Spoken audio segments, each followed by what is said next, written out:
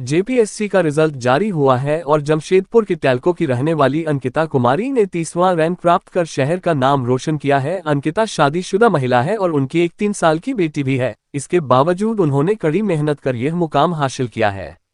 आपको बता दें कि अंकिता जमशेदपुर शहर की एक ऐसी महिला है जो न केवल एक मां है बल्कि एक पत्नी भी है, मगर अब वो झारखंड की नई अधिकारी भी बन चुकी हैं।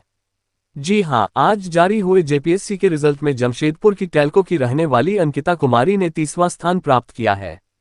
शादीशुदा जीवन और 3 साल की बेटी की जिम्मेदारियों के बीच उन्होंने जो मेहनत की है वो हम सबके लिए एक प्रेरणा है। अंकिता ने कहा कि उनका सफर एक सामान्य गृहिणी से शुरू हुआ था। वे टैल्को की रहने वाली है और उनकी शादी को 4 साल हो चुके हैं। उनकी एक 3 साल की बेटी भी है। पढ़ाई का सपना हमेशा था, उन्होंने ठान लिया था कि वह तैयारी करेगी और अधिकारी बनकर दिखाएगी।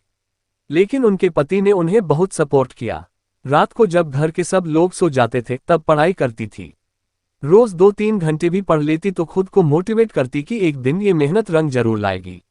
डेडिकेशन और टाइम मैनेजमेंट, उन्होंने हर छोटी चीज को सीरियसली लिया, चाहे वो टेस्ट सीरीज हो या न्यूज पे नजर रखना। साथ ही खुद पर विश्वास बनाए रखा था, जिसका नतीजा है आज वह ये मुकाम तक पहुंची है। उन्होंने कहा कि यही चाहूंगी कि शादी या मां बनना आपके सपनों का अंत नहीं है। हाँ, रास्ता मुश्किल जरूर होता है, लेकिन अगर चाह है तो राह है और आपको मंजिल जरूर मिलती ही है। महिलाएं अगर ठान लें तो कोई भी मुकाम पा सकती हैं। एक मां, एक पत्नी और अब एक अधिकारी बन चुकी है। कि मुझे जेपीएससी में 30th रैंक आया और वो भी फर्स्ट अटेम्प्ट में आया है, तो I am very very happy about it. एक शादी के बाद अलग रोल होता है, उसके बाद आपने ये मेहनत किया, कितना अच्छा लगता है। मुझे बहुत खुशी है कि मैंने अपनी एक छोटी सी बिटिया के साथ अपनी पढ़ाई को जारी रखा।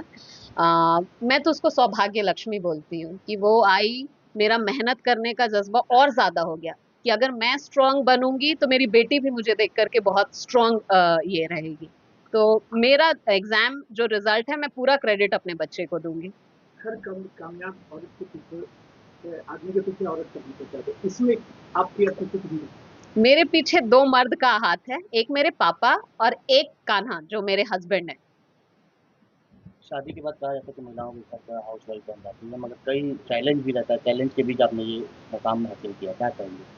शादी के बाद रिस्पॉन्सिबिलिटीज बढ़ती तो हैं बिल्कुल, क्योंकि घर संभालना है, बच्चे को देखना है, सब कुछ।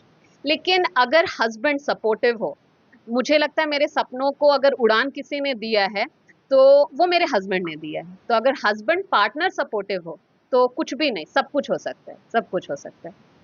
आज भी लड़कियां लड़कियों के बीच जो है भेदभाव किया जाता है, वैसे लोगों को क्या अपील करना चाहिए? मैं बस यही बोलूंगी कि सबको शिक्षा एक ऐसा चीज है ना जो बराबर ला देता है, चाहे वो लड़की हो चाहे वो लड़का हो। आज ये जो सेवा है, यहाँ लड़कियां भी जा रही हैं, मेहनत कर रही हैं, वो भी जा रही हैं, लड़के भी आएंगे। तो ये जो इक्वालिटी है, अगर एजुकेशन घर से ही शुरू हो तो मुझे लगता है किसी भी तरह का जेंडर डिवाइड नहीं होना चाहिए, और ये एजुकेशन के थ्रू ही हो सकता है। वहीं उनके पति ने कहा कि उनके पढ़ाई की लगन को देखकर वे कभी उनको मना नहीं किया, बल्कि हर समय उनका साथ दिया। आज वह अपने मेहनत और लगन से इस मुकाम तक पहुंची है। और इसका मेहनत काफ़ी करीब से देखे हैं। रात रात भर जग के पढ़ना, बच्चों को सुलाना, स्कूल भेजना, काफ़ी कुछ करते हुए इसको पढ़ाई करना था। तो ये देख के लगा कि काफ़ी फर्स्ट अटेम्प्ट में इस रैंक को हासिल करना काफ़ी बड़ा उपलब्धि है मेरे लिए। कई हस्बैंड जो शादी के बाद कहते हैं कि आपको घर में ही रहना है, घर का काम का देखना है, तो वैसे लोगों को क्या अपील करना चाहेंगे? मुझे लगता है मैं हस्बैंड से पहले इसका दोस्त, और मैं इसको बहुत अच्छी तरह से जानता हूँ। इसका तैयारी के समय से मैं इसको जानता हूँ। और आपको जान का आश्चर्य होगा, जब इसका पहला एग्ज़ाम था तो एक दिन पहले भी इसका एलएलबी का एग्ज़ाम था, एक दिन बाद भी एलएलबी एग्ज़ाम था।